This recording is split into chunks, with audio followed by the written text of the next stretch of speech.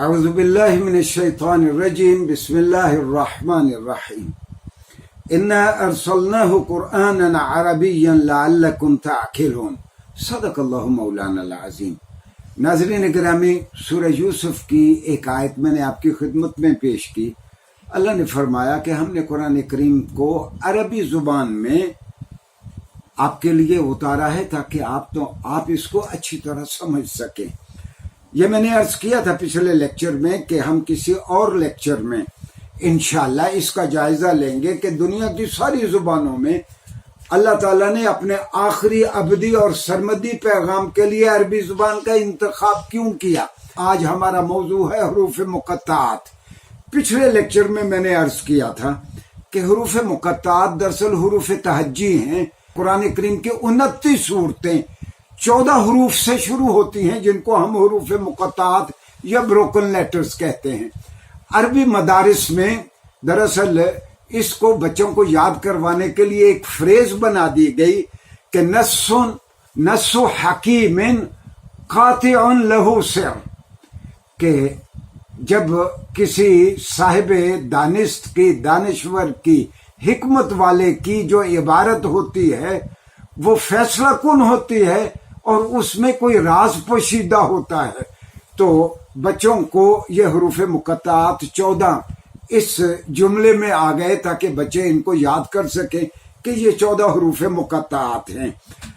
ناظرین گرامی، میں نے عرض کیا تھا کہ حدیث کے پورے ورثے میں ایک بھی حدیث ایسی نہیں ہے جس میں رسول اللہ صلی اللہ علیہ وسلم نے کسی حروف مقطعات میں سے کسی ایک کی وضاحت کی ہو۔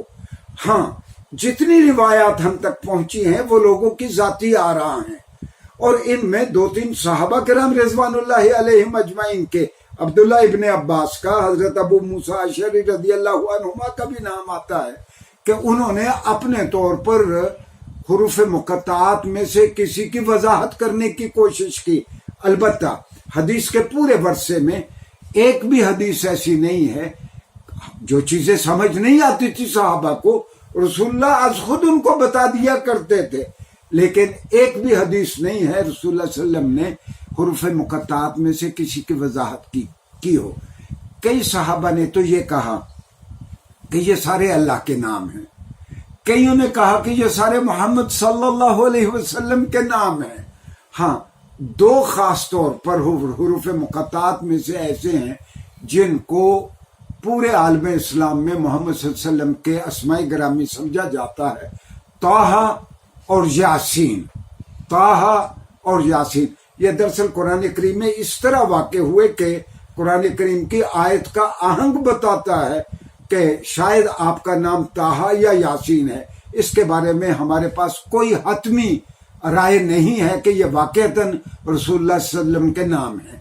ہاں، میں عرض کر رہا تھا کہ یہ کیوں اتارے گئے۔ دراصل جس طرح میں نے کہا کہ عربی زبان میں قرآن کریم اترا، عربوں کا ڈکشن یہ تھا کہ جب ان کے ادبی میلے ہوتے تو ان کے بڑے بڑے خطیب اور بڑے بڑے مقرر، سحر آفرین گفتگو کرنے والے یا ان کے قائدین، جب انہوں نے لوگوں سے کوئی بات کرنا ہوتی تو وہ لوگوں کو اپنی جانب متوجہ کرنے کے لیے، مثال کے طور پر ایک قائد، ایک لیڈر لوگوں کے درمیان کھڑا ہے، وہ اپنی بات کہنا چاہتا ہے لوگوں کو، تو وہ کھڑا ہو کے پہلے 4-5 حروف مقطعات یعنی عربی کے الفابیٹس بولتا تھا، الف لام را ہا میم عین صاد۔ لوگوں کو پتہ چل جاتا کہ یہ اس لیے یہ بول رہا ہے کہ تاکہ لوگ میری جانب متوجہ ہو جائیں۔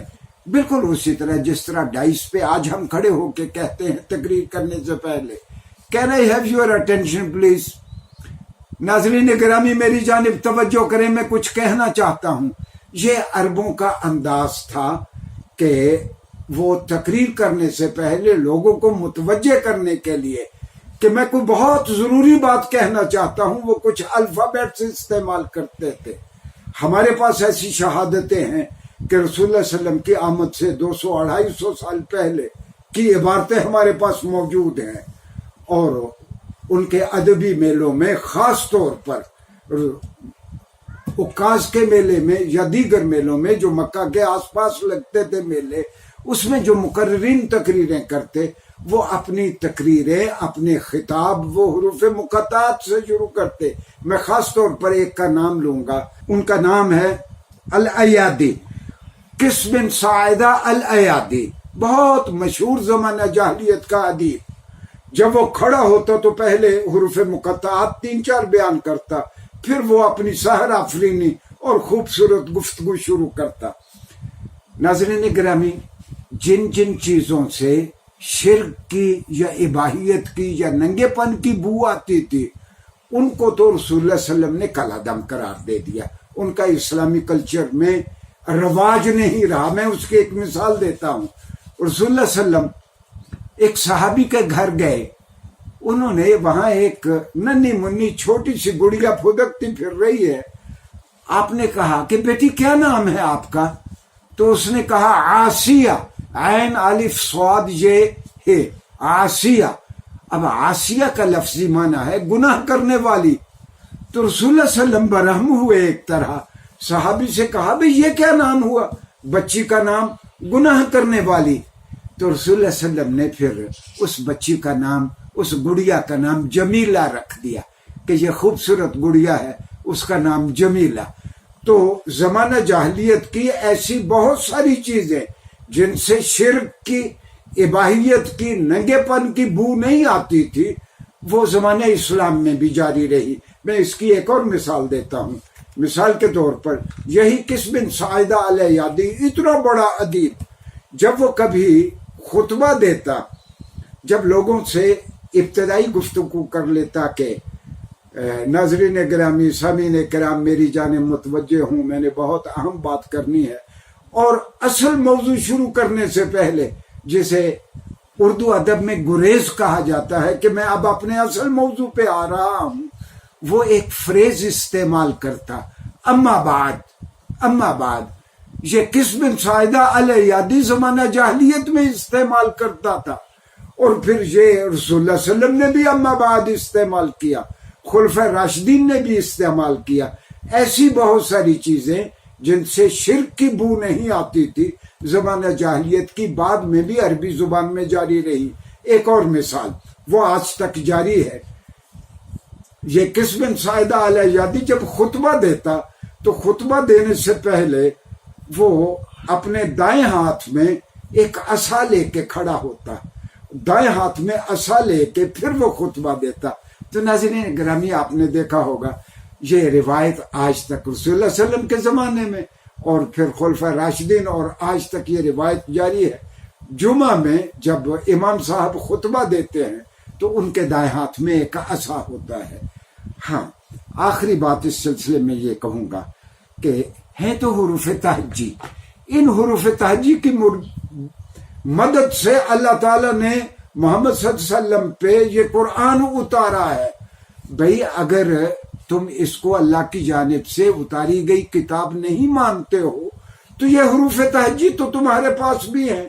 ان حروف تہجی کی مدد سے تم کوئی قرآن جیسی 3 آیات ہی بنا کے دکھا دو۔ اس بات کو بہت وضاحت کے ساتھ دور حاضر کے ایک بہت بڑے مفسر ہیں سید قطب شہید، جن کی تفسیر ہے فی ظلال القرآن۔ میں 2 مثالیں دے کے اس بات کو ختم کرتا ہوں کہ جب بھی حروف تہجی بالعموم قرآن کریم میں استعمال ہوئے، اس کے بعد قرآن کا تذکرہ ہے، تو سید قطب کہتے ہیں اس سے مراد یہ ہے کہ دیکھو یہی حروف تہجی ہیں جن کی مدد سے ہم نے یہ آیات ترتیب دی ہیں۔ اگر تم ان کو منزل من اللہ نہیں مانتے تو انہی حروف تہجی کی مدد سے تم بھی کوئی آیت بنا کے دکھا دو۔ مثال کے طور پر سورہ بقرہ الف لام میم ذالک الکتاب لا ریب فیہ، حروف مقطعات کے بعد کتاب کا تذکرہ ہوا۔ سورہ یونس الف لام را تلک آیات الکتاب الحکیم۔ سورہ یوسف الف لام را تلک آیات الکتاب المبین۔